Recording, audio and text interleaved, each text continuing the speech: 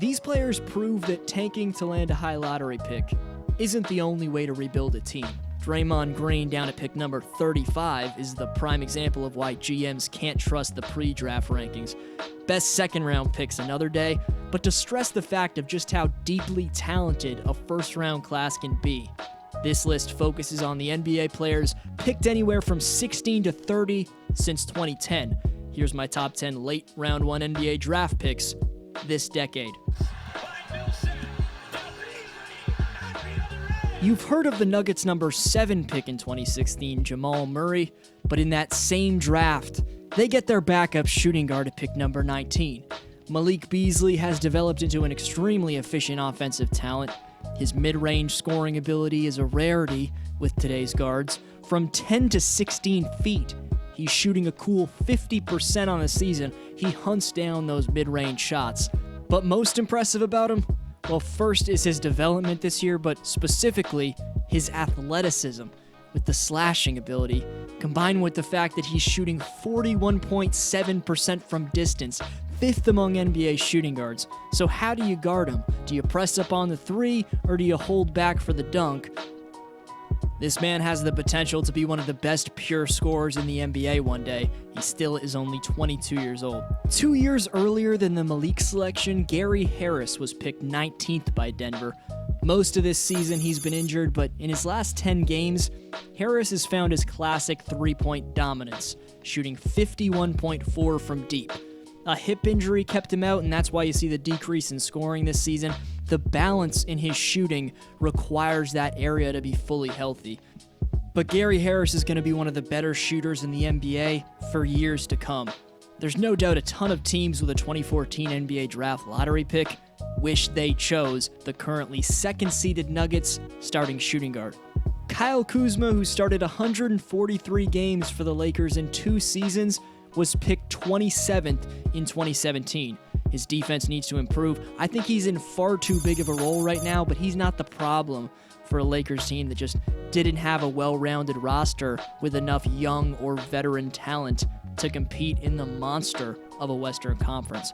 Kyle's numbers, other than his three-point shot, have improved in 2018-19 and been pretty consistent.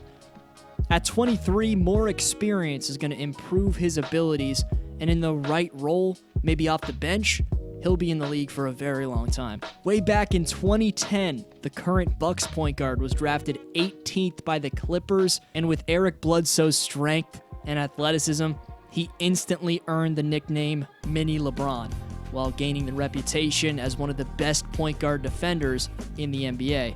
Fast forward to 2018-19, and Bledsoe's the 3rd leading scorer on the first-place team in the East.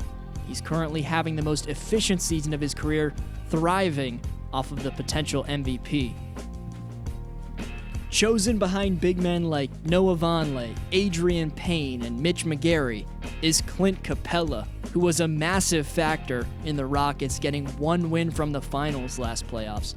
His defensive ranking among centers has dropped from 4th to 21st in 2017-18 to 2018-19. So his play offensively, and of course rebounding dominance, is where he's become most effective.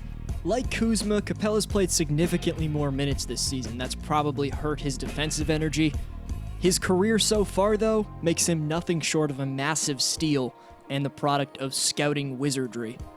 Before the top 5, shout out to Blue Lightning, who predicts with Malcolm Brogdon's injury, we'll see a Warriors-Raptors finals. It's a great take. Brogdon's a valuable two-way player for them. We'll see how much his injury affects the Bucks these playoffs. Get up on the Speaks board, get your shout out by answering my question at the end of today's video. Nurkic is the only injured player on this list because of the combination of how tragic his injury was, along with the career year he was having. Picked 16th in 2014 by the Bulls, traded to Denver, Jusuf Nurkic had struggles both defending and scoring efficiently with the Denver Nuggets.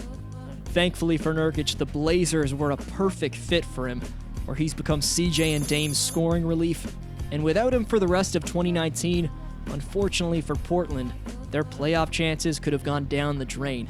The reason he ranks ahead of Capela is because Nurkic has added defense this season. Ranking 6th among centers in defensive real plus minus, A big reason for the Blazers improving their defense to 7th in the league this season. But of course, prayers and best wishes to Yusuf on a very speedy recovery. For the Sixers starting power forward, it's been a long road to get to the talent he is, since being drafted 19th in 2011 by the Charlotte Bobcats.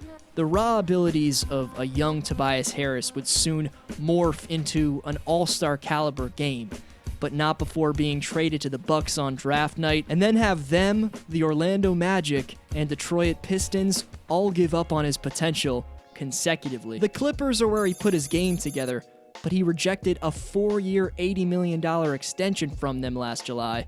Hopefully this offseason, Tobias finds a team that keeps him around. Guerschon Yabusele, Henry Ellenson, and Bryce Johnson were power forwards ranked ahead of Pascal Siakam in 2016. But you can't rely on draft rankings to make your pick. Forbes.com said, "What was Toronto thinking selecting Siakam when Deontay Davis was on the board?" Or Deontay Davis was on the board, excuse me. But in his 3rd season, Siakam's added elements to his game in the pros that at his size, no one would have ever expected him to develop. Kawhi Leonard has great reasoning to stay with Toronto because of Siakam alone. His game, which should continue to improve, will make him the perfect second option. Along with the superstar slashing he provides, he's got a 3-point shot, which wasn't even in his repertoire last season, and that's forced him to be closely defended, giving us even more spicy finishes at the rim. Ranked number 2 is the 4-time All-Star, 2-time All-NBA player, and 4-time All-Defensive player, Jimmy Buckets. Hard to imagine that before he became a star, he was the 30th pick in 2011, who averaged 2.6 points in his rookie season. But then it's that steady scoring production, year after year of improvement. It's for that reason why I think talented athletes like Malik Beasley and Pascal Siakam are going to be stars one day. The extremely credentialed Jimmy Butler, who had humble beginnings, he shows us just how much experience makes you that much better in the NBA. Tom Thibodeau and the Bulls gave him just that, and Butler's mentality and talent made the most of the opportunity. Honorable mentions to, first of all, the injured Nikola Mirotic, DeJounte Murray, Andre Robertson, and healthy but very highly considered for the list, Dennis Schroeder, Bogdan Bogdanovic, Jared Allen, John Collins, Derek White, Josh Hart, OG Anunoby, and recently drafted in 2018, Kevin Huerter. Gobert's been on a number of lists I've done, and really, this all makes up for the blasphemous all-star snub he was given this season. But just under 6 years ago, the thin big from France was picked 27th in the NBA draft. And that actually looked like the right spot as he spent his rookie year up and down from the D-League. But that player eventually became debatably Utah's most valuable player. He was 2018's Defensive Player of the Year, and his improved post-game has led him to break the NBA single-season record for dunks this year. The 7'9" wingspan also helps that, but it's hard to imagine that centers like Lucas Nogueira, Kelly Olynyk, Gorgui Zhang, Mason Plumlee, and Alex Len were all chosen before him. Subscribe for NBA lists just like this. Thumbs up for top 10 second-round draft picks as well as undrafted players in the NBA. Questions up on the board. Thanks the world for watching. This was Dflow Hoops. My name's Adam. See you next time.